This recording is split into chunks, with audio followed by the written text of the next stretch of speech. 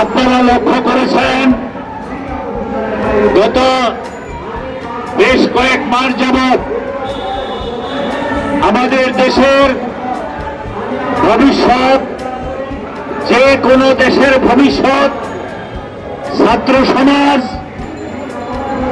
কোটা সংস্কার আন্দোলন করার এবং তাদের যে যৌক্তিক দাবি, সেই যৌক্তিক দাবি নিয়ে দীর্ঘদিন পর্যন্ত তারা আন্দোলন করে চলছিলেন।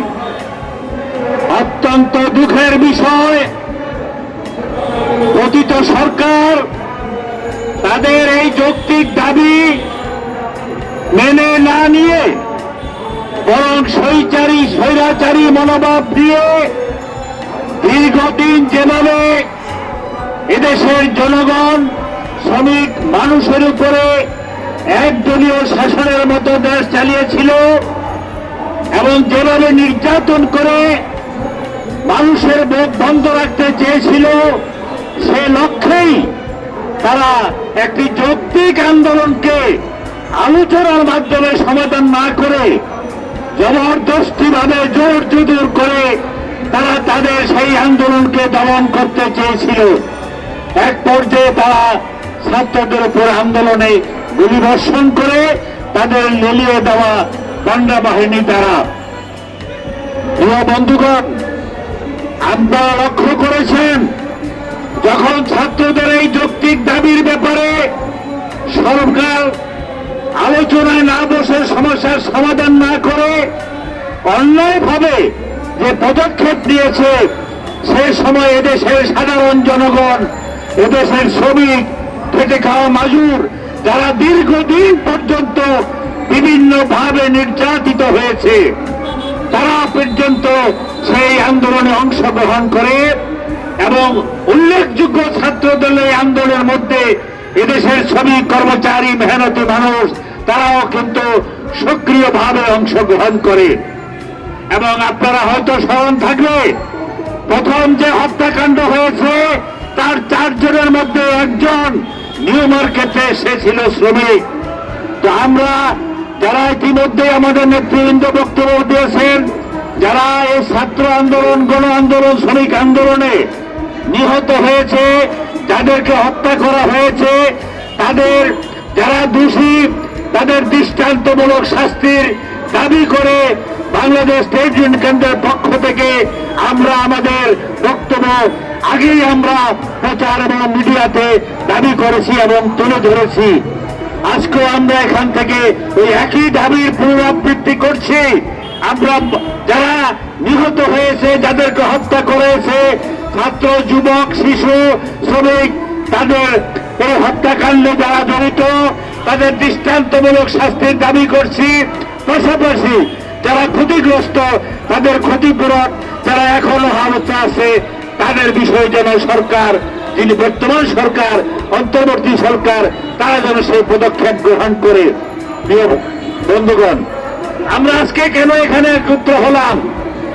আমরা গভীর দুঃখের সাথে লক্ষ্য করেছি এবং স্বৈরাচার সরকারের পতনের পরে আজকে অনেকেই বল পাল্টিয়ে বক্তব্য রাখছেন, অনেকেই অনেক কথা বলেন।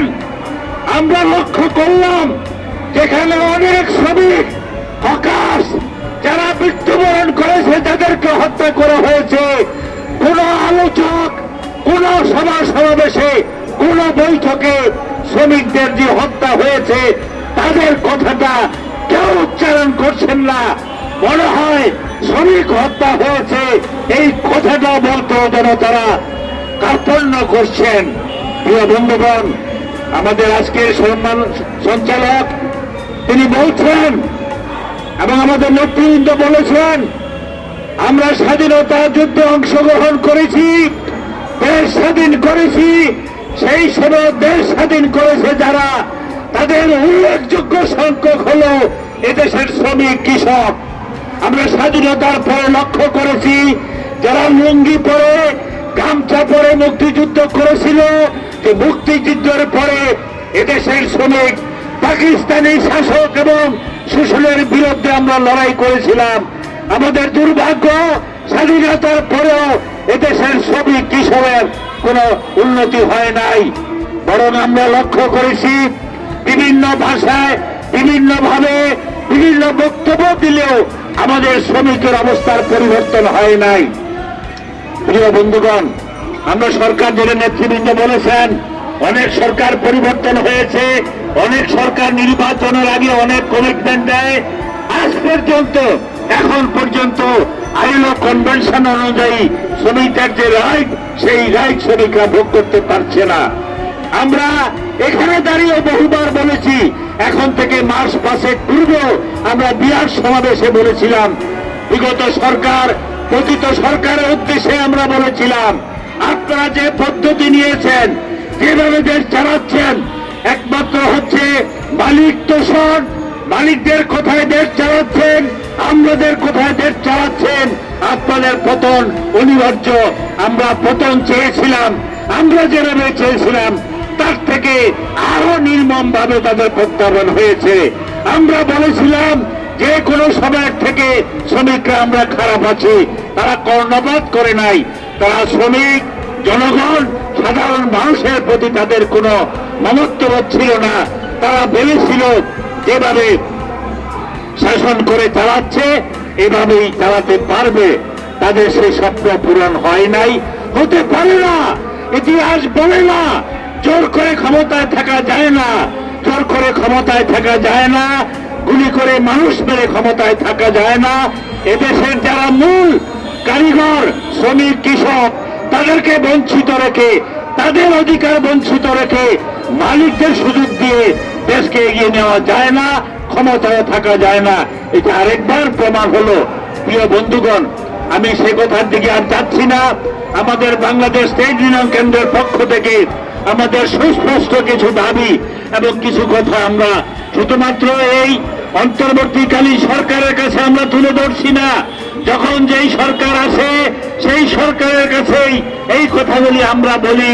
গণতান্ত্রিক শ্রম আইন চালু করো এবং আইএলও কনভেনশন অনুযায়ী সমস্ত নিয়ম কানুন মেনে জানে শ্রমিকরা তার অধিকার ভোগ করতে পারে, শ্রমিকরা যাতে ন্যায়সঙ্গত মজুরি পায়।